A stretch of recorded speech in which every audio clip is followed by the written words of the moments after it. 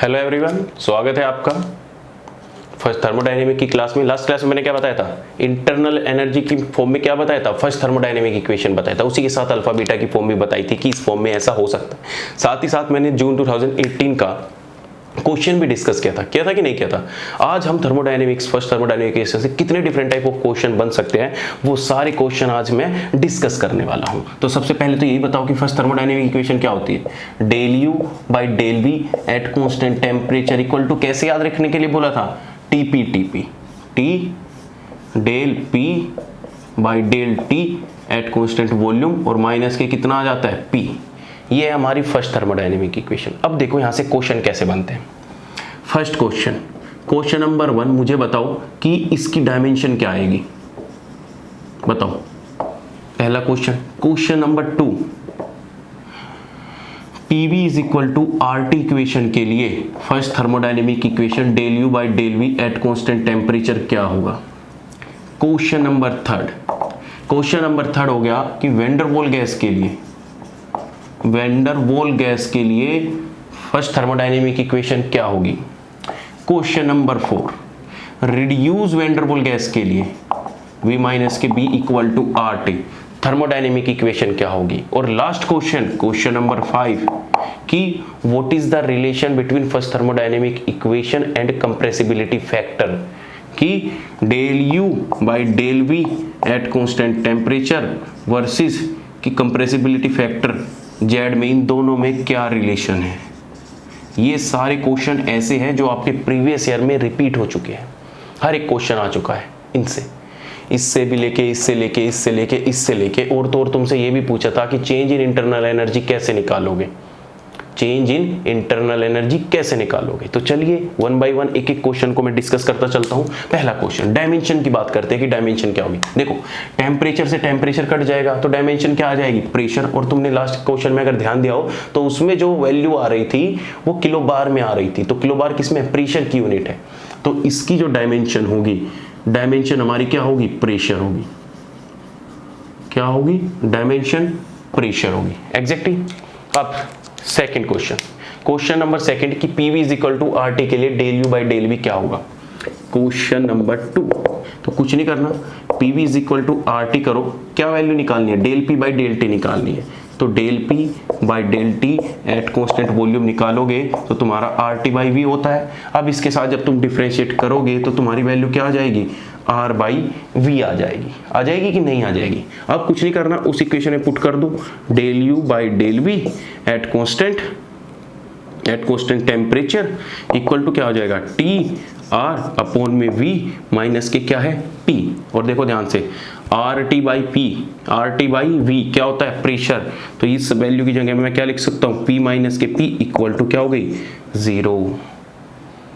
अब इस जीरो की सिग्निफिकेंस सुनो क्या होती है, बहुत गजब की चीज है जीरो। क्या? इसने हमें ये बता दिया कि जो इंटरनल एनर्जी है, change in internal energy with respect to volume at constant temperature ideal gas के लिए 0 होती है। और इसका मतलब ये है कि जो इंटरनल एनर्जी है वो वॉल्यूम का फंक्शन नहीं है। बड़े बड़े अक्षरों में लिख लेना, वो वॉल्यूम का फंक्शन नहीं है। वो सिर्फ इंटरनल एनर्जी किसका फंक्शन है? टेम्परेचर का फंक्शन है। इंटरनल एनर्जी बस किसका फंक्शन है? टेम्परेचर का फंक्शन है। तो आइडियल गैस के लिए जो हमारी del you by del V की वैल्यू होती है वो 0। और ये सिग्निफिकेंस क्या है? इसका मतलब ये है कि इंटरनल एनर्जी कभी भी वॉल्यूम के साथ चेंज नहीं हो सकती।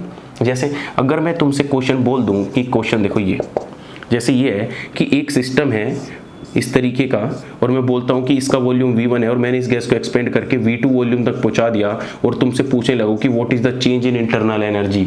तो पहले इसका 10 ml था और फिर उसका मैंने 20 ml कर दिया, और तुमसे पूछने लगूं चेंज इन इंटरनल एनर्जी क्या होगा, तो वो चेंज इन इंटरनल एनर्जी 0 होगा। क्यों? क्योंकि सिर्फ इंटरनल एनर्जी आइडियल गैस के लिए टेम्परेचर का फंक्शन होती है, ना कि वॉल्यूम का फंक्शन होती है। बात क्लियर है? बोलो हाँ कि ना।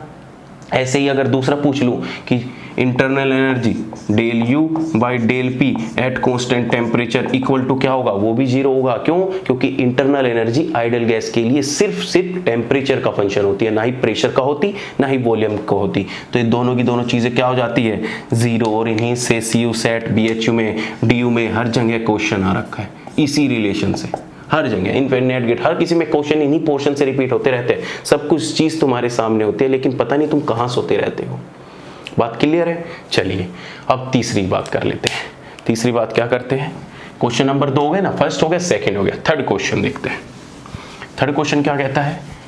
थर्ड क्वेश्चन कहता है कि वैन डर वाल्स गैस के लिए हमारी फर्स्ट थर्मोडायनेमिक इक्वेशन क्या होगी, बताइए। वैन डर वाल्स गैस के लिए फर्स्ट थर्मोडायनेमिक इक्वेशन क्या होगी? तो वैन डर वाल्स गैस पहले तो लिखो, तो क्या होती है van der Waals gas, P plus के AN स्क्वायर अपॉन में V स्क्वायर V माइनस के NV इक्वल टू क्या आ जाएगा, RT। N इक्वल टू हम 1 मोल कंसीडर करके बात चलेंगे, ठीक है, N इक्वल टू 1 है। अब हमें कुछ नहीं करना, इस इक्वेशन में भी सिंपल सा del P by del T निकालना है।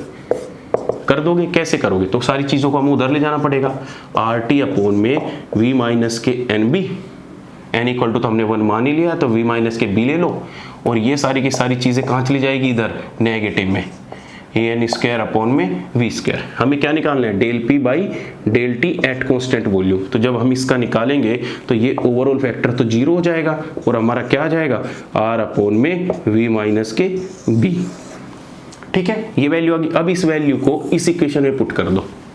जैसे ही तुम इस इक्वेशन में पुट करोगे, change in internal energy with respect to volume at constant temperature equal to क्या आ जाएगा, T R अपॉन में V माइनस के B माइनस के क्या आ जाएगा, P। अब देखो ध्यान से, RT अपॉन में V माइनस के B क्या होता है, RT अपॉन में V माइनस के B अगर मैं इधर ले जाऊं तो हमारा क्या आ जाता है, इक्वल टू, हमारा इक्वल टू आ जाता है P प्लस के AN स्क्वायर अपॉन में V स्क्वायर, और माइनस के क्या आ जाएगा, P से P कैंसिल आउट हो जाएगा, और जब P से P कैंसिल आउट हो जाएगा तो हमारी सिंपल सी इक्वेशन क्या आ जाएगी, AN स्क्वायर अपॉन में V स्क्वायर। तो ये देखो ध्यान से, ये ही हमारी वैल्यू होती है वैन डर वाल्स गैस के लिए, यही क्या होती है हमारी वैन डर वाल्स गैस के लिए।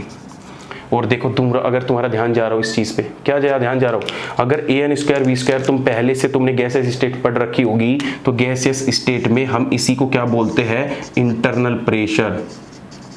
क्या बोलते हैं, इंटरनल प्रेशर। तो देखो इस बात से ये भी क्लियर हो गया कि जो वैन डर वाल्स गैस है उसका कुछ ना कुछ इंटरनल प्रेशर होता है, लेकिन जो आइडियल गैस है उसका इंटरनल प्रेशर नहीं होता। क्यों नहीं होता? क्योंकि उसके लिए जो वैल्यू आती है वो इक्वल टू क्या आती है, जीरो आती है।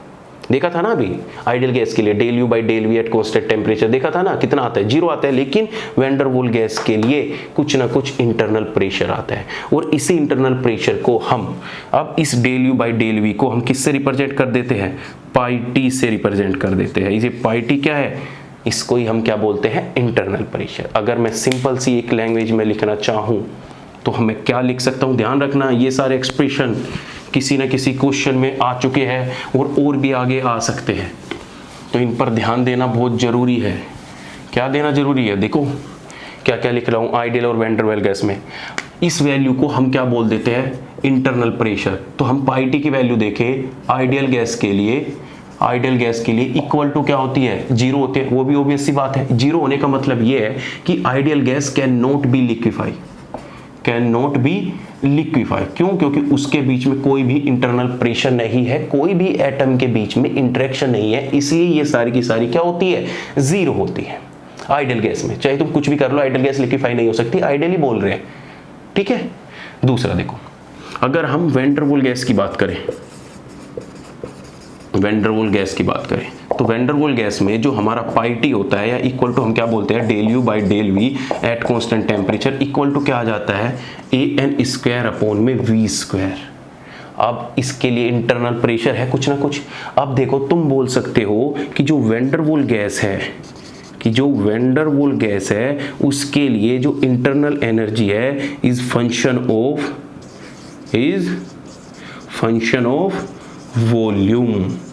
अब यहाँ पे वॉल्यूम का फंक्शन है internal energy, van der Waals gas में। अगर तुम वॉल्यूम को V1 से V2 ले जाते हो तो हमारी इंटरनल एनर्जी चेंज है वो नॉट इक्वल टू 0 आएगा, कुछ ना कुछ इंटरनल एनर्जी जरूर आएगी।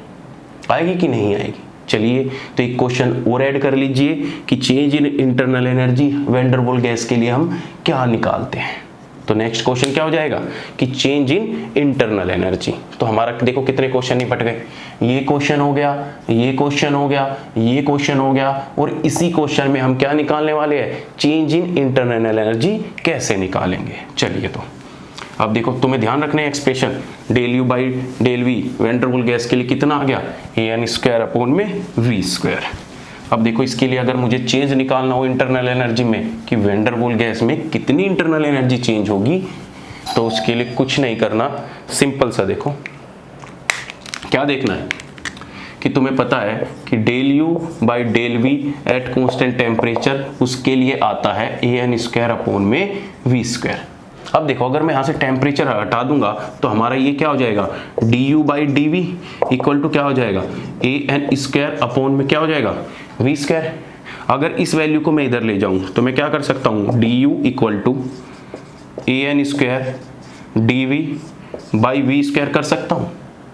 बिल्कुल सीक्वेंस से बता रहा हूं। अगर मैं इंटीग्रेशन ले लूं दोनों साइड और इसमें लिमिट पुट कर दूं कि u1 टू u2 और यहाँ पे वॉल्यूम पुट कर दूं v1 टू v2, तो हमारा चेंज इन इंटरनल एनर्जी पता लग जाएगा। कैसे, जब इसका डिफरेंशिएट करूंगा तो क्या आ जाएगा, u2 माइनस के u1, और इसको मैं इक्वल टू क्या लिख सकता हूँ, डेल्टा u इक्वल टू, अब देखो an स्क्वायर इंटू क्या आ जाएगा, 1 by v square into d v, और ये क्या है v1 टू v2। अब तुम्हें इंटीग्रेशन भी नहीं पता, इंटीग्रेशन क्या होता है।